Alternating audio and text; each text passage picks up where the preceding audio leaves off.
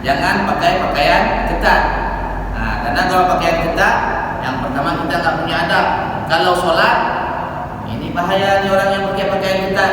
Mentang-mentang dia suka angkat apa ini. Kalau pakai baju yang ketat-ketat, biar nampak ototnya besar.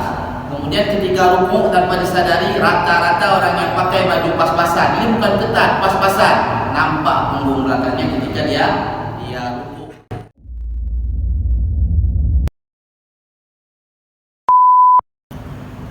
Tidak mengeraskan suara tatkala membaca Al-Quran atau zikir, sehingga orang lain merasa terganggu, cukup diri sendiri yang mendengarkan bacaan tersebut. Ini sudah clear. Tapi kalau nggak ada orang yang sholat, silakan baca terus besar-besar, nggak ada masalah.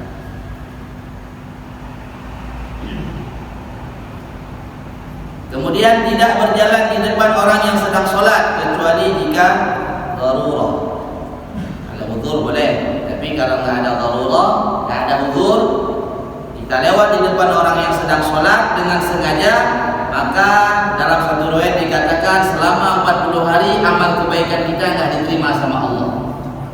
Orang yang melewati di depan orang yang sedang sholat dengan sengaja, maka selama 40 hari amal kebaikannya nggak diterima sama Allah. Kalau dia lewat nggak sengaja, maka kita yang tahu usahakan tahan. Tapi tahannya jangan kasar, atau dia juga kasar, slow aja. Itu isyarat supaya jangan lewat. Kalau usah kita tolak, sebagian kita lihat kita tolak. Apalagi anak-anak. Kalau anak-anak memang nggak usah kita guru kita. Anak-anak yang masih kecil, yang kadang-kadang dibawa bapaknya, di rumah dia baik, dia janji baik, tapi mesti nggak baik ya. Ini nggak usah digini-ginikan, dia masih kecil. Di bawah 5 tahun tak usah. Kecuali dia sudah mumayyiz, sudah tahu mana baik, mana yang nggak baik, boleh. Itu pelajaran bagi dia. Kadang-kadang kalau adik mi lewat tahan, lagi kali ketiga, ini kan sama orang yang sedang sholat. Ini terlalu kasar. Karena ada hadis, kalau seorang lewat di depan orang sholat, sekali lewat tahan, 2 kali tahan, 3 kali boleh pancung. Makna boleh pancung, nanti setelah sholat panggil orang tersebut, kasih tahu, bukan kita pancung kepalanya. Akhirnya undang ke YouTube, tak pancung lego kan, itu ya pancung. Gak ada masalah, yang nggak boleh itu, makanya kita ada namanya sajadah, tempat sujud kita. Yang nggak boleh lewat itu orang di tempat sujud kita. Adapun di luar tempat sujud tak ada masalah. Ini sholat kan ada pembatas garis. Kita lewat depan ini bukan tempat sujud, boleh. Kecuali mazhab Hambali nggak boleh. Mazhab Syafi'i tak ada masalah. Ini terkadang kita dibuat macam mazhab Hambali. Jangan lewat sini, lewat jauh, tak ada. Asal jangan di tempat sujud ya sudah boleh. Makanya kalau nggak ada sajadah, nggak ada pembatas, kasih sesuatu, misalnya ridak, boleh kasih batas. Misalnya rokok, jangan rokok, apa nih? Tasbihnya nih, kasih aja tanda, boleh. HP kita, boleh. Artinya ini batas tempat sujud saya, jangan lewat sini. Adapun dia lewat sini sedikit saja sudah boleh. Tidak termasuk orang yang melewati orang sholat. Tapi Pak Ustaz, hotel ni semayang wajib, yang sunnah, kadang-kadang ni ikut dah ini. Dia tahu kemudian biar ini, gimana Pak Ustaz? Semayang ikut dia ikut habis ni. Jadi susah nak kemudian biar dia keluar. Gimana Ustaz? Sebaiknya memang kita ini sholat harus pandai dari posisi. Jangan di mana tempat orang yang lalu lalang di situ kita sholat. Ini memang mengganggu. Apalagi kalau kita sedang sholat di masjid blimbing, merasa blimbing, kecil memang rasanya. Tapi kalau di masjid Asyura, insyaAllah di belakang tiang itu pun nggak terlalu mengganggu, masih lebar. InsyaAllah. Tapi ya seperti Bapak tadi tanya betul, jangan sholat di mana tempat orang yang sering lalu lalang mengganggu. Kahai takut orang ikut, kasih kenyamanan untuk orang.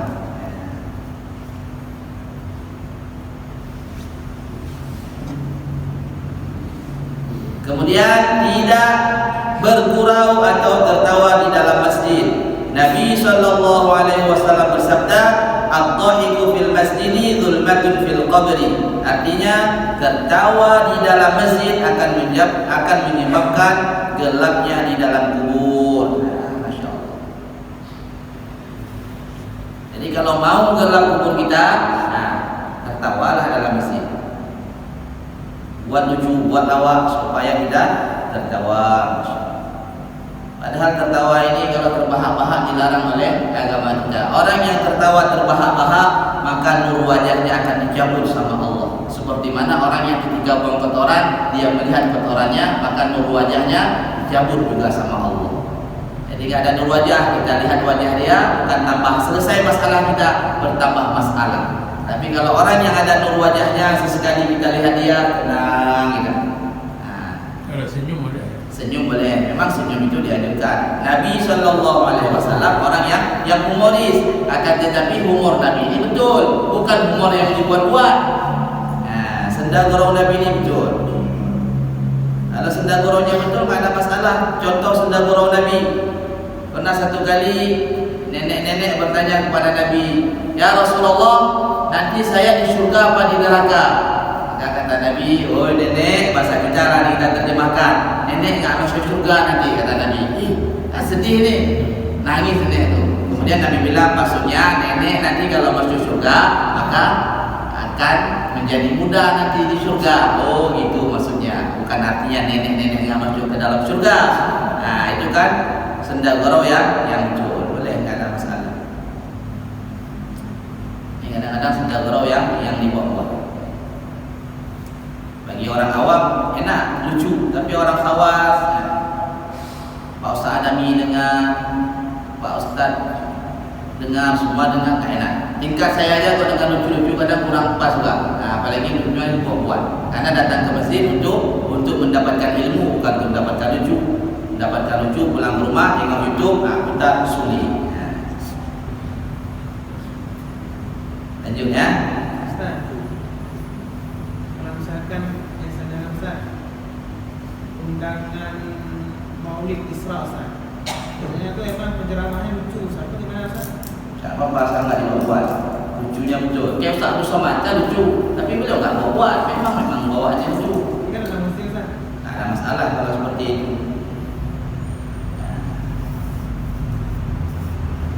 Lanjut ya. Nah ini ada seperti pertanyaan Bapak tadi. Tidak sholat di dekat pintu masjid atau tempat keluarnya orang-orang.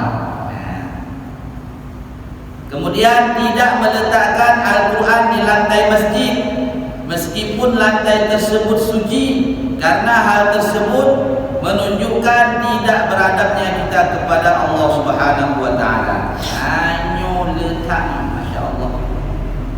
Tapi alhamdulillah, mudah-mudahan di Masjid Asyura hanya masjid lain, kampung lain, rata-rata kalaupun ada rehalnya itu rehal kecil, rehal anak TK. Ini kita yang sudah besar, jangan pakai rehalnya. Kalau kami di MPI bilang rehal anak TK nih, karena rendah. Pakai rehal yang tinggi, karena ada rehal dijual untuk Maulana, rehal yang ada tulisannya alif ba ta ta. Minimal seperti itu. Yang pas buat lagi yang bagus, buatnya yang tinggi. Ya, kalau itu masih tergolong rendah, karena tingginya dengan, maaf kita bilang kemaluan kita masih sejajar. Minimal dia harus lebih tinggi. Baru kita istiqomah baca Quran. Nah, itu taruh di lantai, Masya Allah. Jadi kalau bisa jangan ada lagi dimanapun. Nah, termasuk orang yang kurang adab. Ini bukan bab taruh di lantai saja. Kita pegang Al-Quran dengan kita tenteng seperti ini, tamat nyoha. Nah, ini kadang ambil Al-Quran taruh seperti ini juga nggak ada adab. Pegang seperti ini, pegang Al-Quran itu di dekat. Muhammad Eobi di Purno Newa. Kalau perlu dua-dua pegang. Jangan letak. Pegang dua seperti ini, dekat ya. Supaya apa? Supaya kita cinta sama Al-Quran. Tapi kalau pegang kayak gini, ambilnya pakai tangan kiri, itu insya Allah 5 menit baru baca Quran, mata sudah seperti 5 watt dah berat. Anak kan boleh kayak delgin. Kenapa? Karena kita dari awal nggak ada. Ya. Cari hal yang tinggi. Jadi kalau mau melihat orang ngaji Al-Quran, ngaji kitab yang tak pernah letak di bawah, ini bagian daripada nikmat datang ke majelis kami, majelis belajar Iqra. Siapapun yang hadir majelis kita, yang dia bawa kitab, tingkat pulpen saja saya tak membenarkan taruh di bawah, karena lambat masuk ilmu.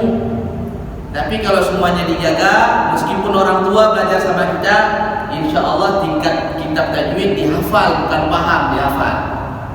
Hafal dan paham. Kalau enggak cuma dapat ilmunya, tapi sulit untuk disampaikan kepada yang lain. Hanya mata ramai Al-Quran, Pak Ustaz. Lang HP tanya kena Al-Quran. Maknanya kalau duduk dalam kandang atau terkambang itu, HP mentang dalam kandang, itu bahan bicara. Ada kaidah fikih kalau ditanya sama orang, nyo HP Quran. HP, nanti nggak ada masalah kalau di kantong. Tapi nyo HP Quran. Ya. Nah.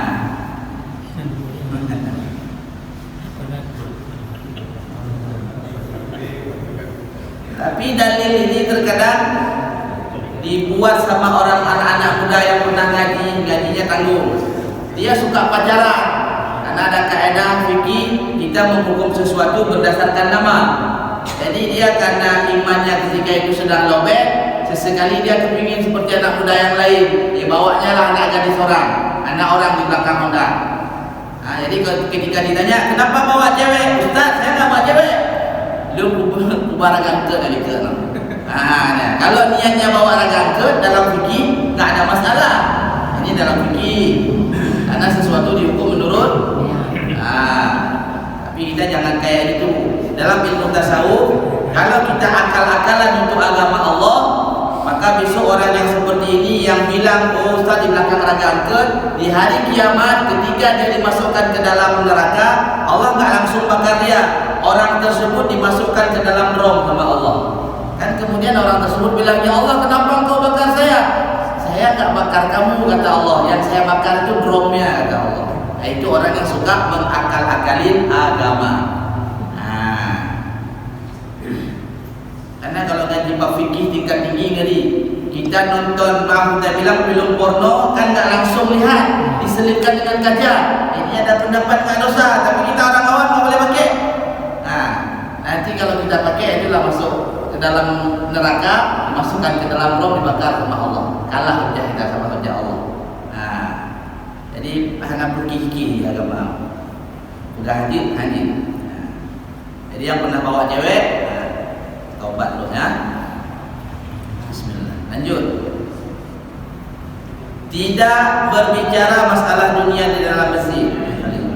Berdasarkan sabda Rasulullah sallallahu alaihi wasallam, akan datang di akhir zaman suatu kelompok dari umatku, mereka mendatangi masjid-masjid mereka, duduk secara berkelompok, akan tetapi yang dibahas oleh mereka hanyalah masalah dunia dan kecintaan terhadap dunia.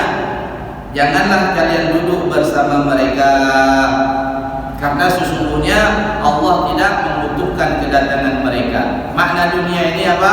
Perkara yang tidak ada manfaat untuk akhirat kita, ini perkara dunia. Dalam satu hadis dikatakan, min husnil islami mar'i tarkuhu ma la ya'ni. Salah satu tanda baiknya keislaman seseorang meninggalkan perkara yang sia-sia. Salah satunya berbicara bab dunia di dalam masjid, ini merupakan perkara yang sia-sia. Artinya apa? Orang yang cerita dunia dalam masjid, Islam pada diri orang tersebut kurang bagus, kurang baik. Kemudian tidak memasukkan anak kecil dan orang yang terkena penyakit gila ke dalam masjid. Ini kalau orang kena penyakit gila memang nggak pernah kita lihat, jarang. Dia datang sendiri biasanya. Ini biasanya kita masukkan anak kecil. Sebaiknya kita orang tua yang punya anak, yang anaknya belum bisa diatur, jangan kita bawa ke masjid. Boleh bawa ke masjid, kasih tahu di rumah, apel dulu di rumah. Nak, ayah bawa ke masjid, di masjid mereka ceng-ceng kah? Tenang, berio, garudo.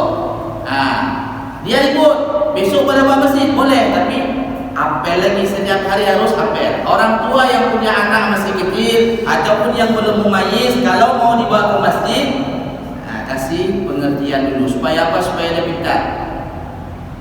Saya lihat pendidikan di Yaman ini, kalau anak salah langsung ditegur. Supaya apa? Supaya dia bisa tahu, oh ini berarti nggak boleh dibuat.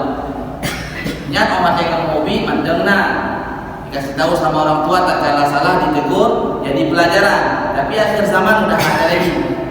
Zaman sekarang ini kayaknya udah nggak boleh tegur-tegur lagi, sehingga anak-anak di masjid pun yang nggak pernah dikasih teguran, nggak pernah dikasih masukan, mereka berasumsi, oh berarti boleh ribut-ribut, boleh ceng-ceng, nggak marah orang tua masjid.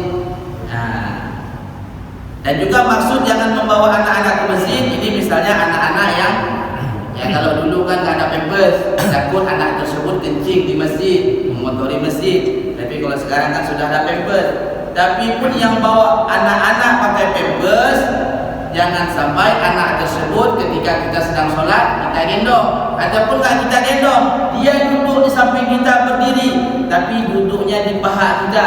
Ini duduk pun kalau terlalu lama nggak kita pindahkan, sholat kita nggak sah. Karena apa? Karena anak kecil tersebut membawa najis. Ada orang bilang, Ustaz, di Mekah, di Madinah itu anak-anak semua sama ayahnya. Ya beda, anak Mekah Madinah itu umur berapa tahun udah sunat, baru lahir udah sunat, sehingga mereka nggak bernajis. Anak kita sekarang SMP dia sunat, kelas 5. Nah, jadi beda. Jadi orang yang belum disunat memang dia membawa najis.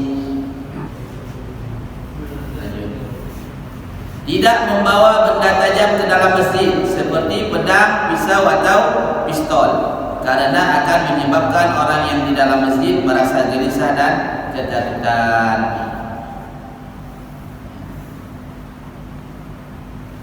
Jelasnya, jangan bawa benda-benda tajam. Kemudian tidak membawa daging mentah ke dalam masjid karena dikhawatirkan terdapat darah pada daging tersebut sehingga dapat mengotori masjid. Ini juga jelas. Kemudian tidak menjadikan masjid sebagai tempat berlalu lalang atau sebagai jalan. Nah, ini terkadang sebagian dari kita masih kita buat.